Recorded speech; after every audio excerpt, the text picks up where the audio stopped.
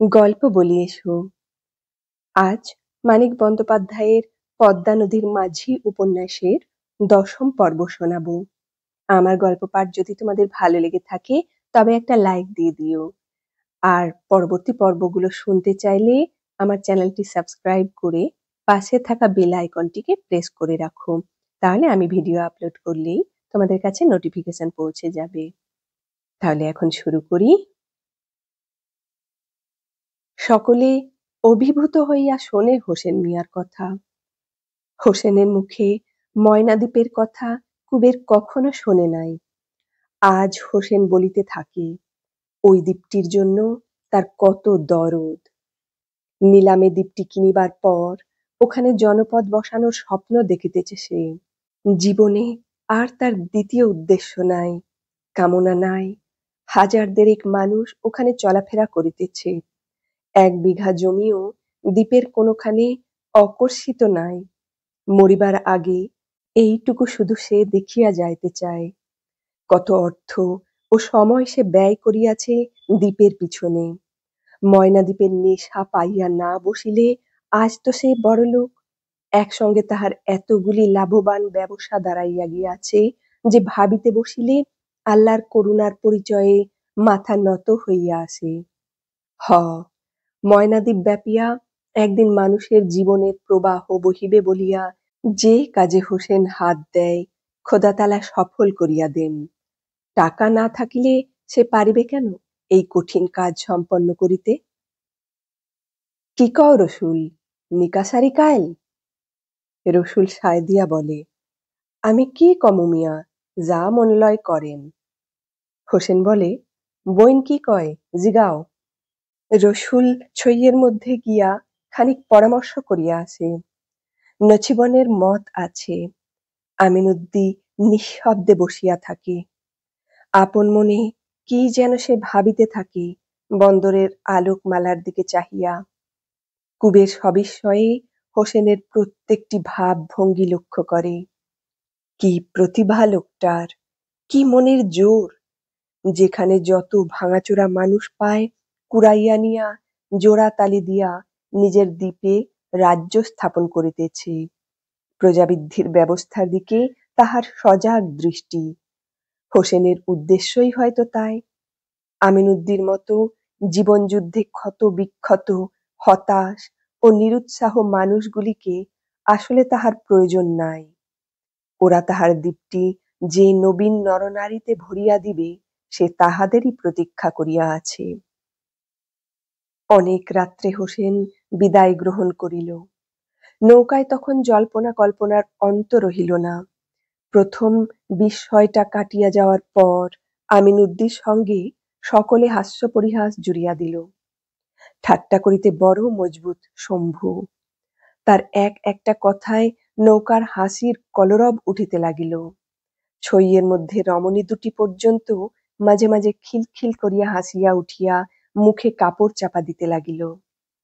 পরদিন আমিনউদ্দির সঙ্গে নছিবনের নিকাহ হইয়া গেল।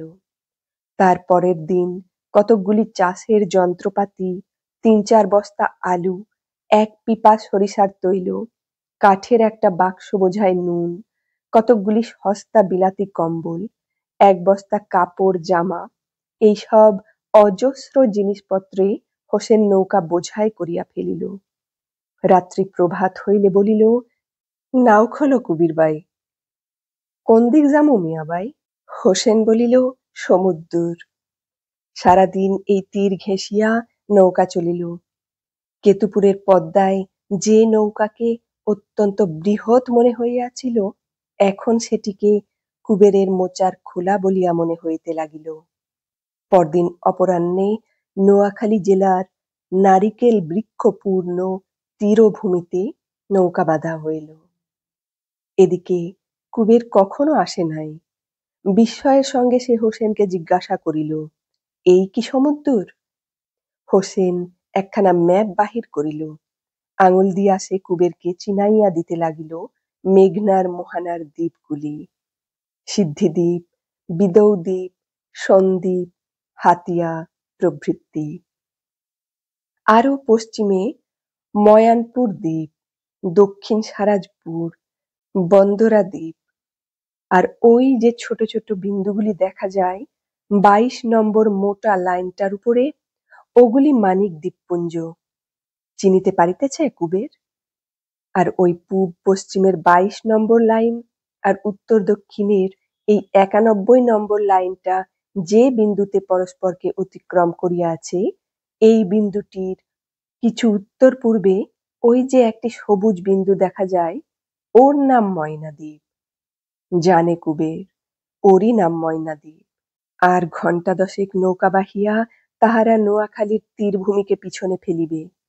তারপর হাতিয়া ডাইনে রাখিয়া ধনমানিক দ্বীপ ছুঁইয়া ধনমানিক দ্বীপ আর রাবণাবাদ দ্বীপের যোগরেখার সঙ্গে 42 ডিগ্রি কোণ করিয়া পূর্ব দক্ষিণে নৌকা বাহিলে একদিনে ময়নাদ্বীপে পৌঁছানো যাইবে। কুবের ভালো বুঝিতে পারে না, হাঁ করিয়া নকশার রেখা ও লেখাগুলির দিকে চাহিয়া থাকে।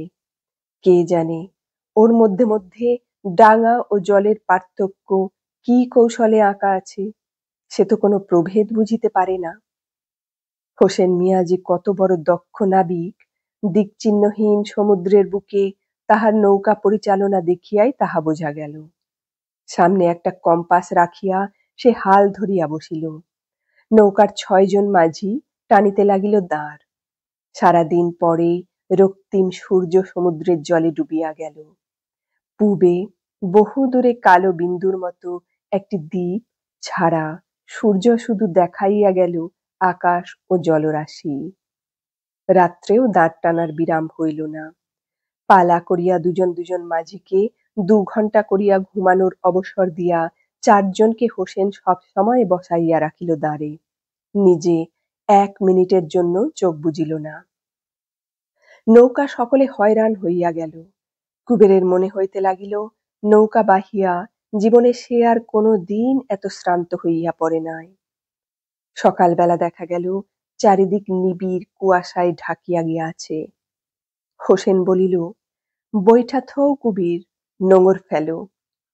এতখানি কাছি টানিয়া নোঙর সমুদ্রের তলে গিয়া ঠেকিল যে কুবেরের মনে হইল নোঙরটা পাতালে গিয়া পৌঁছিয়াছে। কুয়াশায় নৌকা চালাইবার উপায় নাই। ধনমানিক দ্বীপের কাছাকাছি তাহারা আসিয়া পড়িয়াছে। কুয়াশায় দেখিতে না পাইয়া পাশ কাটাইয়া দূরে চলিয়া গেলে বিপদ হইবে। এই দ্বীপটির অবস্থান দেখিয়া তবে ঠিক করা যাইবে বাবনাবাদ দ্বীপের সঙ্গে ইহার যোগ রেখা। তারপর সোজা আগানো চলিবে কম্পাসের উপর নির্ভর করিয়া একেবারে ময়না দ্বীপের দিকে। সারাদিন নৌকার অবস্থান বুঝিতে পারা যাইবে কিনা সন্দেহ। অপেক্ষা করিতে হইবে রাত্রির জন্য।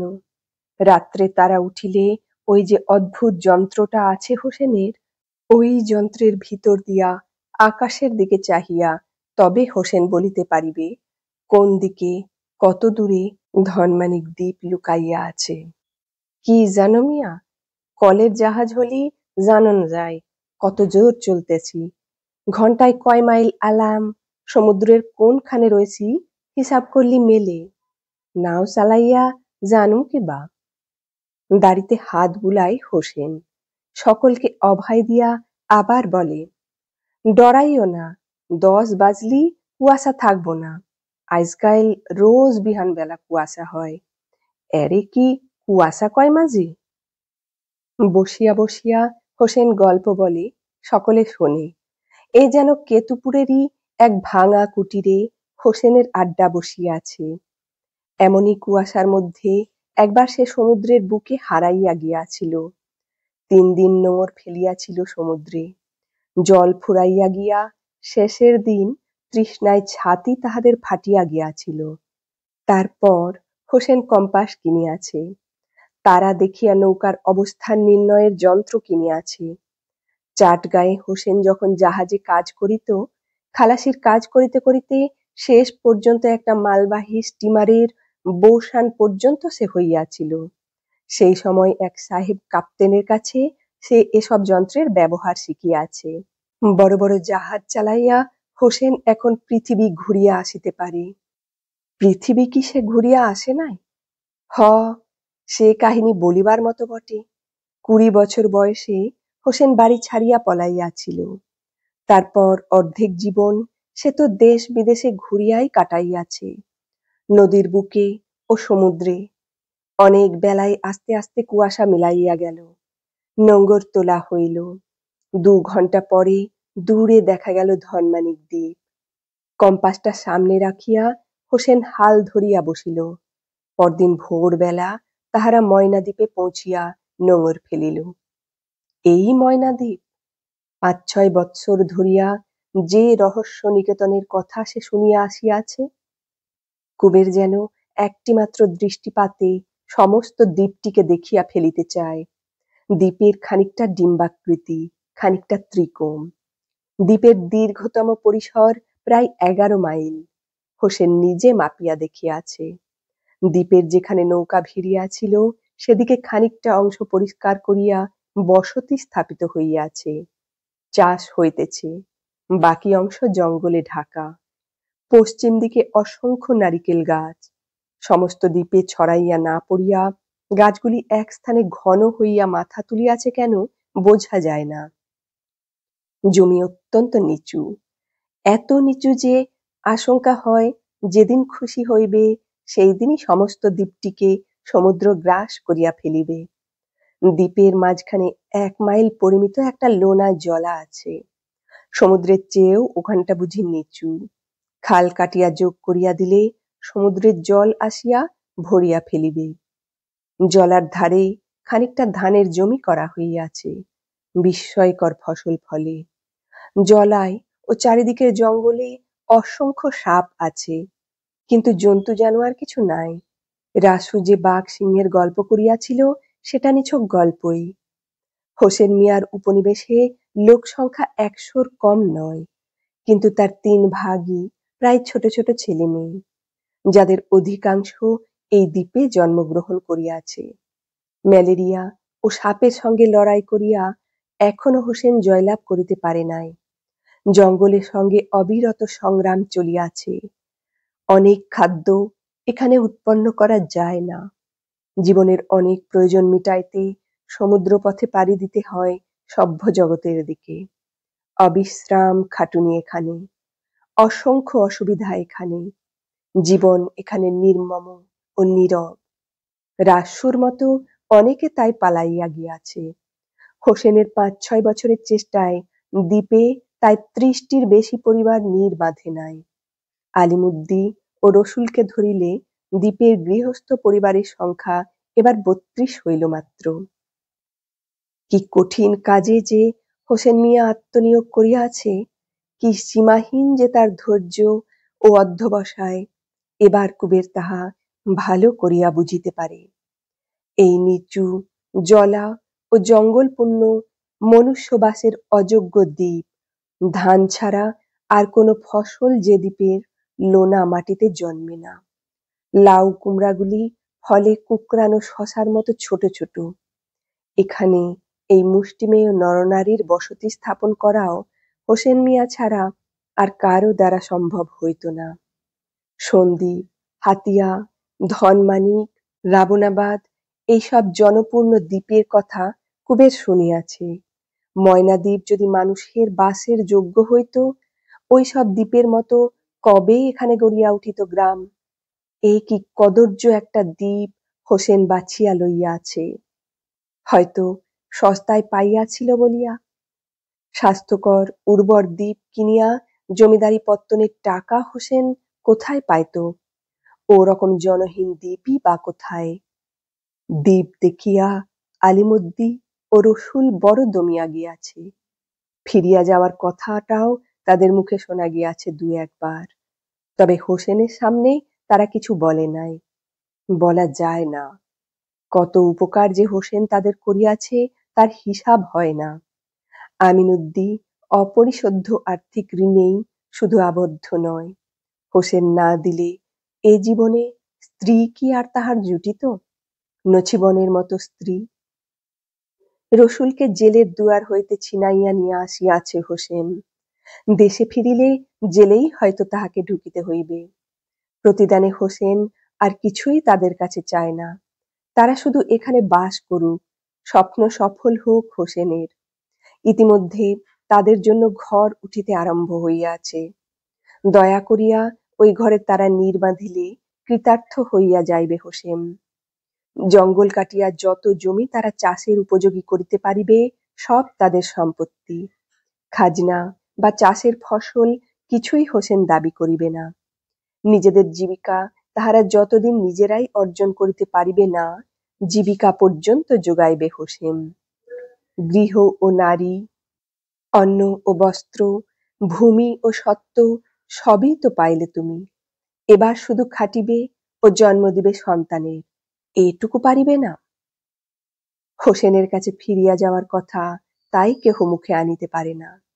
ফিরিয়া যে যায় সে যায় পলাইয়া, চুপি চুপি, চোরের মতো। হোসেন তাদের ক্ষমা করে। দেখা হইলে রাসুর মতো হোসেন তাদের জঙ্গল সাফ করার মজুরি দেয়। জোর জবরদস্তি হোসেনের নাই। অন্যায় সে কারো প্রতি করে না। শুধু তাকেই হোসেন শাস্তি দেয় ভীষণ ও মর্মান্তিক, যারা শত্রুতা করে হোসেনের, অকারণে ক্ষতি করিতে চায়। বিঘ্ন জন্মায় হোসেনের স্বপ্ন সফল হইবার পথে। কদিন কুবের দ্বীপ দেখিয়া ও দ্বীপের মানুষগুলির সঙ্গে ভাব করিয়া কাটাইয়া দিল। ক্ষেতের ধান সব কাটা হইয়া গিয়াছে। কিছু সরিষা, বুট ও মটর লাগানো হইয়াছে। মূলা, পালং, কপি প্রভৃতি শাক সবজি গত বছর বাঁচিয়া থাকিতে চাহে নাই। এ বছর কয়েক বিঘা জমিতে নূতন এক প্রকার সার দিয়া পরীক্ষার জন্য কিছু কিছু চাষ হইয়াছে। কি হইবে বলা যায় না।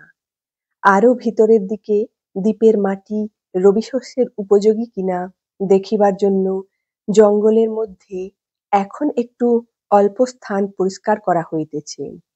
সকালবেলা দা কুড়াল লইয়া একদল লোক জঙ্গলের মধ্যে মাইলখানেক হাঁটিয়া যায়। নির্বাচিত স্থানটিতে গাছপালা ঝোপঝাড় কাটিয়া সাফ করে। শাবল দিয়া খুঁড়িয়া গাছের শিকড় তুলিয়া ফেলে। তারপর সারা দিন মশা ও পোকার কামড়ে শরীর ফুলাইয়া সন্ধ্যার সময় ফিরিয়া আসে। কুবের একদিন দেখিতে গিয়া শিহরিয়া ফিরিয়া আসিল। এই দ্বীপটির সৃষ্টির দিন হইতে যে বনভূমি কুমারী, তার বুকের এক খাবলা মাংস যেন সকলে ছিনাইয়া লইয়াছে। চারিপাশে নিবিড় বনের মাঝখানে পরিষ্কৃত স্থানটুকু এমনই বীভৎস দেখায়। কয়েকদিন আগে কি একটা গোলমাল হইয়াছিল দ্বীপে। হোসেন উপস্থিত না থাকিলে অনেকে একত্র হইয়া জটলা করে। ভাষা ভাষা দুটো একটা কথা কানে আসে কুবেরের। বিপিন নামে ৬০ বছরের এক বৃদ্ধকে হোসেন এখানে মোড়ল করিয়াছে। তাকে ঘিরিয়াই জটলাটা জমাট বাঁধে বেশি। কুবের কাছে গেলেই কিন্তু সকলে চুপ করিয়া যায়। তারপর একদিন সন্ধ্যার সময় কাজকর্ম শেষ করিয়া সকলে যখন ঘরে ফিরিয়াছে, নিজের স্বতন্ত্র কুটিরের দাওয়ায় বসিয়া হোসেন প্রসন্ন মুখে টানিতেছে তামাক। বিপিন কথাটা ফাঁস করিল, বলিল, নালিশ আছে একটা। নালিশ? হোসেনের মুখ গম্ভীর হইয়া গেল। বিপিন ধীরে ধীরে ব্যাপারটা খুলিয়া বলিল, নারী সংক্রান্ত লজ্জাকর ঘটনা। এনায়েত দ্বীপে আসিয়াছে মাত্র ৬ মাস আগে। ইতিমধ্যেই সে সকলকে বড় জ্বালাতন করিয়া তুলিয়াছে। প্রথম প্রথম এর সঙ্গে ওর সঙ্গে প্রায়ই তার কলহ বাধিত। একদিন নিরীহ দুর্বল গগন ঘোষকে মারিয়া সে জখম করিয়া দেয়। সকলে মিলিয়া তখন খুব শাসন করিয়া দেয় এনায়েতকে। তারপর হইতে সে বেশ শান্তশিষ্ট হইয়াই থাকে। ব্যাপারটা তাই হোসেনকে জানানো হয় নাই। কিন্তু কদিন আগে সে এক ভয়ানক অপরাধ করিয়া বসিয়াছে। বশির মিয়ার বউটি ছেলে মানুষ। কিছুদিন হইতে এনায়েত তাকে নাকি বিরক্ত করিতেছিল। ভয়ে বউটি কাহাকেও কিছু বলে নাই। তারপর একদিন দুপুরবেলা সকলে যখন কাজে গিয়াছে, এনায়েত বশিরের ঘরে প্রবেশ করে। বশিরের স্ত্রীর চেঁচামেচি শুনিয়া পাশের কুটিরের আকবরের স্ত্রী গিয়া পড়ায় বেচারি সেদিন ভালোই ভালোই রক্ষা পাইয়াছে। হোসেন বলিল, হারামির পোলারে কাইটা দরিয়ায় দিলা না কেন? বিপিন স্বীকার করিল অতটা তাহারা করিতে পারে নাই, তবে মারধর করা হইয়াছে যথেষ্ট। খানিকক্ষণ চুপ করিয়া থাকিয়া সকলকে হোসেন ডাকিয়া আনিতে বলিল। এনায়েতও যেন আসে।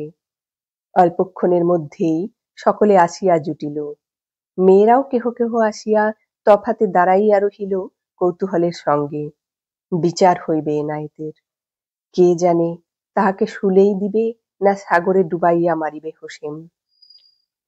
এনায়েতের বয়স বেশি নয়, বলিষ্ঠ যুবক সে। ময়নাদ্বীপে এমন আর একটা মানুষও নাই।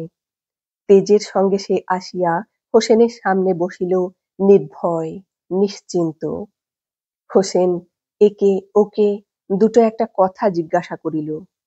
রুষ্ট চোখে এনায়েতের দিকে চাহিতে লাগিল। বারবার বলিতে লাগিল, কি আফসোস, কি আফসোস। তারপর সে কৈফিয়ত তলব করিল এনায়েতের। এনায়েত বলিল, জবরদস্তি করি নাই মিয়া। হোসেন বলিল, না করলা জবরদস্তি, বসিরের ঘরের মধ্যেই যাবা কেন তুমি? কবিলারে নজর দিবা কেন? আমারে দেখা একরোজ স্যাই হাসিল। আরে বলদা তুমি, বাই বইলা আসিল। দেশগাঁও সাইরা দ্বীপের মধ্যে আইসা রইছ, বাই বইন না মাইয়া বড় দেনে? ভালা কাম করো নাই মিয়া। 3 রোজ বান্ধা থুমু তোমারে, খানা পিনা মিলব না। তখন হোসেন মিয়ার হুকুমে সকলে মিলিয়া তাহাকে দাওয়ার খুঁটির সঙ্গে বাঁধিয়া দিল। আলগা করিয়াই বাঁধিল। হোসেন মিয়ার হুকুমের চেয়ে দড়ির বাঁধন তো এ দ্বীপে জোরালো নয়। বাঁধন খুলিয়া পালানোর সাহস এনায়েতের হইবে না। কোথায় পলাইবে? হোসেনের ঘরের কাছেই একখানা ঘরে কুবের ও তাহার সঙ্গীদের থাকিতে দেওয়া হইয়াছিল। সেদিন অনেক রাত্রে বাহিরে গিয়া জ্যোৎস্নালোকে কুবের দেখিতে পাইল। হোসেনের ঘরের দাওয়ায় বন্দি এনায়েত থালায় ভাত খাইতেছে। কাছে বসিয়া আছে একটি রমণী। চুপি চুপি কুবের ঘুরিয়া হোসেনের ঘরের পিছন দিকে গেল। জানালা দিয়া আস্তে আস্তে তাহাকে ডাকিয়া তুলিল। খবর শুনিয়া হোসেন হাই তুলিয়া বলিল, হ, ঘুমাও গা কুবির। আর শোনো মিয়া, কি দেখলা, কি শুনলা, আধার রাইতে মনে মনে থুইও, কইয়া কাম নাই। বলিয়া হোসেন পাশ ফিরিয়া শুইল। এত বড় একটা ব্যাপারকে অবহেলা করিয়া হোসেনের পাশ ফিরিয়া শোয়া অবাক করিয়া দিল বটে কুবেরকে আজ। ব্যাপার সে বুঝিতে পারিল দ্বীপ ছাড়িয়া ফিরিবার দিন। বুড়া বসির নৌকায় আসিয়া উঠিল। তার ছেলে মানুষ বউ রহিয়া গেল দ্বীপে। বসির এ দ্বীপের আদি বাসিন্দা। প্রায় 5 বছর এখানে সে সস্ত্রীক বাস করিতেছে। ছেলে মেয়ে হয় নাই বসিরের, একটিও নয়। 5 বছরে যে একটিও মানুষ বাড়াইতে পারিল না দ্বীপের, কয়েক বছরের মধ্যে যে প্রবেশ করিবে কবরে, তাকে দিয়া আর কি প্রয়োজন আছে হোসেনের? বসির এবার তালাক দিবে তার বউকে। তারপর যথাসময়ে এনায়েতের সঙ্গে নিকাহ হইবে বউটির। একটি বউ আছে এনায়েতের। শীঘ্রই সে হোসেনকে উপহার দিবে একটি আনকোরা নতুন মানুষ, ময়নাদ্বীপের এক টুকরা ভবিষ্যৎ। তবুও আরো একটি বউ হোক এনায়েতের, সার্থক হোক দুজনের অন্যায় অসামাজিক প্রেম। 5 বছর যে রমণী জননী হইতে পায় নাই, তার কোল জুড়িয়া আসুক সন্তান, মানুষ বাড়ুক হোসেনের সাম্রাজ্যে।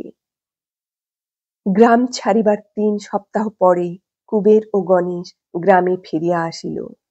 চাঁদপুরে তাহাদের নামাইয়া দিয়া হোসেন নৌকা লইয়া কোথায় চলিয়া গিয়াছে। হোসেনের মুসলমান মাঝিরা চাঁদপুরে অপেক্ষা করিতেছিল। গোপীকে নিয়া ইতিমধ্যে অনেক কাণ্ড হইয়া গিয়াছে। এতক্ষণ শুনছিলে মানিক বন্দ্যোপাধ্যায়ের পদ্মা নদীর মাঝি উপন্যাসের 10ম পর্ব। কেমন লাগলো পর্বটা কমেন্টে জানাও। ভালো লাগলে একটা লাইক দিও।